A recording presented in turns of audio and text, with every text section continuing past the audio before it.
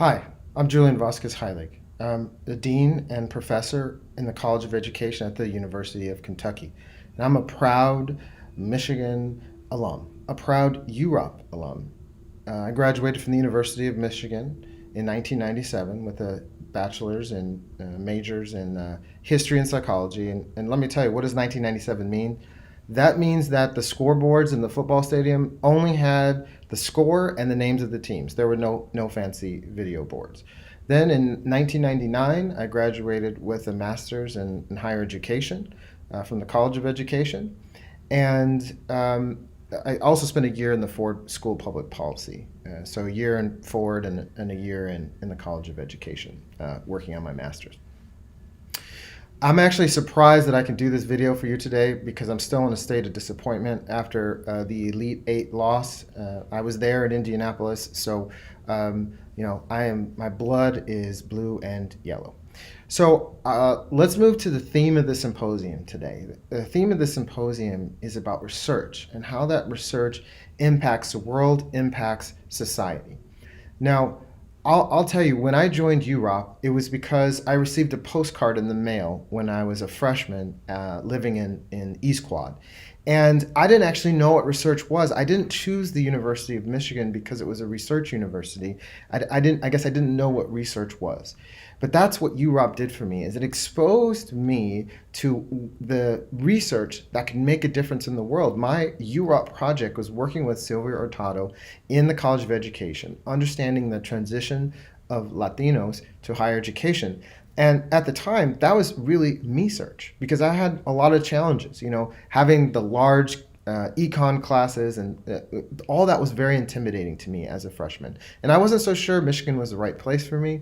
But what I found was a passion to create knowledge. That's what research allows you to do, to investigate our nation's, our community's biggest problems and suggest ideas and solutions driven by research, whether it is in the health field, the education field, etc. I didn't really have any interest in science or math until I graduated high school. And I had actually, when I graduated high school, I was going to do a music major at Florida State, or like a music ed major.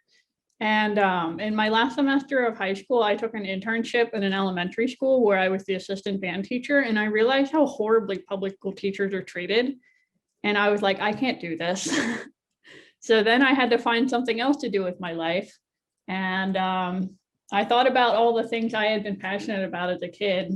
And I realized that space was something that you can have a career in. And it's just fascinating and endless, and you'll never run out of problems to solve. And it was difficult. And so that's what attracted me to doing an astrophysics major after quitting a music major. So yeah, it was not a linear path towards me becoming an astrophysics major at all. So my undergrad was mathematics and computer science. So I started working in for the Ministry of Finances as a systems programmer. And then at the same time, I continued teaching at my alma mater. And a professor there a few years later he was interested in doing some curriculum redesign, some course redesign for students who were not interested in STEM, but more in social sciences. At that time, our curriculum was modeled after Harvard's first 2 years. Everybody takes the same courses, and the failure rate for math courses for students in social sciences was super high. So he decided to rethink about the curriculum for them. And then he roped me in. That's how we started redesigning curriculum. So we redesigned a whole sequence of 3 courses for students in the social sciences. And we had a blast. We wrote the books, we redesigned instruction too. And then some how somebody knew about what we were doing, and this professor was invited to be part of a grant that the National Council of Teachers of Mathematics here in the United States was giving to people. They had an agreement with Texas Instruments, and Texas Instruments wanted to expand the market in Latin America, so they saw us as a potential place. So we received a grant on a bunch of graphing calculators, and then we redesigned Precalculus. I am living testament that your work can make a difference. Let me give you one example. We worked on a project called Community-Based Accountability back in 2012. I put together a work group. We published several papers. We made those papers available to policymakers and other stakeholders in California to create an educational accountability system that was created by communities instead of created by policymakers and it being a top-down policy. The legislators in California adopted the ideas that we wrote about. And that became the law for every single school, district, and student in public education in California. One project is with textbooks. I was approached to work with a group of mathematicians and developers who have been creating a special language to write textbooks that can be used so that the textbook can be written so that they are open source and open access. And it has a particular, it's called pretext, the language is called pretext. And it has a particular designation for all the elements that you would need in a textbook. And what it is, this designation is such, the definition is so wonderful that you don't need to do anything to the source, and the book will look perfect in a phone, on a tablet, on a PC, on a Mac, doesn't matter the platform. You write it once and you publish it everywhere. And actually that's the motto of the language. Write it once, publish it anywhere. I just really love mentoring. I mentor whenever I can. I have, 5 or 6 mentees in grad school. They're all doing really well now. I'm so proud of them. And I just really wanted to work with undergrads because I think it's a great opportunity to turn students who are just passionate about astronomy into astronomers potentially. Really give them the background that they need to succeed, because if you intend to go to grad school, usually you need a strong research background, you need to have good grades, you need to have done like internships in the summer, and all those things I can help with except grades. But I can give them the strong research background and have their names on papers and help them apply for internships and all that kind of stuff. So I just really think it's a really important thing to build up younger scientists into the next generation of scientists, because I'm having difficulty expressing it, but it's really important to help the next generation step up. So many of them do, tasks that need to be completed, transcriptions or coding, or they need to clean up data, or a lot of them do that work. Most, I expect that they present in the poster session, so they have presented. One of them created a database that we still use for the project that we were coding videos. We had over 900, almost 1,000 segments that we had coded, and he created a database to identify all the codes that we had assigned. It was amazing. And a link to the clip. So he segmented all the videos. Like, oh my God, you did that. It is just incredible. So he did that, a database, and we still use it. Undergrads are really very clever and creative. And if you give them room, or even if you don't give them room to create their own solution, they can still surprise you. Other students we write together. So for example, Amin Allah, who was with us maybe 2 or 3 years ago, we wrote 2 papers. with another student, what is her name? We wrote another paper that got published in a book chapter. So that's great. Then Cameron Bloom also contributed to developing an instrument. I don't think we published with him, but oh my God, he was amazing. He knew so much about coding. So they contribute different things. I think research can contribute greatly to society and humanity. I really believe that. Now, there's one unfortunate circumstance that maybe I shouldn't tell you about, but I'm going to go ahead and tell you about it anyway. And that is that the average peer-reviewed research paper is read by less than 10 people. The average academic book is bought by less than 100 people. And when I first started as a professor at the University of Texas at Austin, I was moving into my office and there were books and magazines and journals, all sorts of stuff spread through the hallway. It was the work that the professors that were retiring, these were going to go out to the trash, out to the recycling, etc. And so I thought to myself, how can I do research that matters? How can I do research that will be impactful, that will contribute to society and humanity?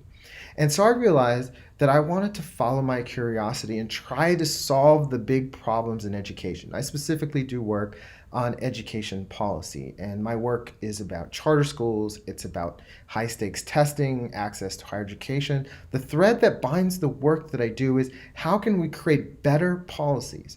How can we encourage policymakers and communities to work together to create policies that create more educational opportunities for historically marginalized communities, and more specifically, students of color? And so what I realized early on in my career is that I needed to make my work more readily available to the public and for different audiences. So half of what I needed to do was make sure I follow my curiosity and make sure that I created knowledge that was cutting edge across different areas. So many of you out there, not education scholars, there's probably sciences out there, humanities, all different research that happens in UROP. But how do you make that work? Once it's complete, how do you make that work readily available? Now, the way I did it, starting in 2012, was using what I call a social media ecology. So often we use social media, students nowadays, you'll see them on their TikToks and you'll see them on their Insta, etc. But how can we use social media to make sure that the work that we do is more readily available? I started a blog. That blog has been read by more than 1 million readers in more than 200 countries. And those readers include policymakers, they include educators, they include a wide variety of stakeholders. So when I finish a research study, I'll put it on my blog. I'll talk about it on LinkedIn. I'll put a little meme on Instagram. I'll talk about it on Facebook. So not only will I present at a research symposium that, similar to what UROP holds in the spring for all of the UROP grads, but I'll also make sure that that work is readily available to all stakeholders, because that's the work that we need to do to contribute to society and humanity. Otherwise, that work will stay in that book. That work will stay in that journal. I think my favorite part of mentoring is it's just sort of like watching them grow into scientists and, sort of learn that mindset that you have to solve problems and to come up with, creative solutions. Like one of my students in grad school, I went to Notre Dame, and this student was from St. Mary's, the women's college, which is next door. And so I talked to her I met her at a panel, and she was like, I do chemistry, but I'd like to do astronomy. And so, I thought I would ask you what to do. And I was like, this is a perfect opportunity for me to mentor you into becoming an astronomer or an aerospace engineer or whatever she found interesting. And so I just helped her get her schedule together. And I don't think I actually gave her any research to do, but she applied for a bunch of prestigious internships, and she actually got into Harvard's summer program that they were looking for students with no research experience from like small colleges and stuff. And so now, this woman who previously didn't have any option to study astronomy has every single door open to her because she was at this Harvard program, and now she can go work for NASA, or she can be an astrophysicist at Harvard, or anything like that. So I really think that my favorite part of mentoring is watching my students succeed. And when I was in your shoes, I thought to myself, I don't know if I want to do research. I don't know if it'll be impactful, but I am living testament that your work can make a difference. Now, these are tough times. We've had the twin pandemics. We've had the pandemic of systemic racism come to the fore. Last summer, I think we were all aghast with the excessive police violence that we saw in the media related to George Floyd. And we also, of course, had the COVID-19 pandemic. This has made it, I think this has caused us as an academic community to reassess our values. And not only reassess our values in terms of the contributions of the health professions to our society, and their important and key role as first responders to this nation's pandemic. But we also need to see ourselves as researchers as first responders to our society's ills. The curiosity-driven research allows us to address the challenges that communities are crying out for solutions. Communities want good information. They want good research. They want to work with civil rights organizations and policymakers and academics to create solutions that will address the systemic inequities that continue to exist in our society. The operation of institutional racism that has stacked the deck against historically marginalized communities in many ways, whether it's in terms of the environment, in terms of education, in terms of policing, etc. So I want to tell you, as an academic leader, we are committed to doing this work. We are committed to offering these opportunities to our students to engage in curiosity-driven research because we want you, as a Wolverine, as a Michigan man, as a Michigan woman, as a Michigan person, to leave a legacy. That is our sacred responsibility as Wolverines. Go Blue. Go forth and be productive, curiosity-driven scholars. Make a difference, contribute to society and humanity with the research that you do, and I so hope that you'll be impactful, and we'll see you very soon.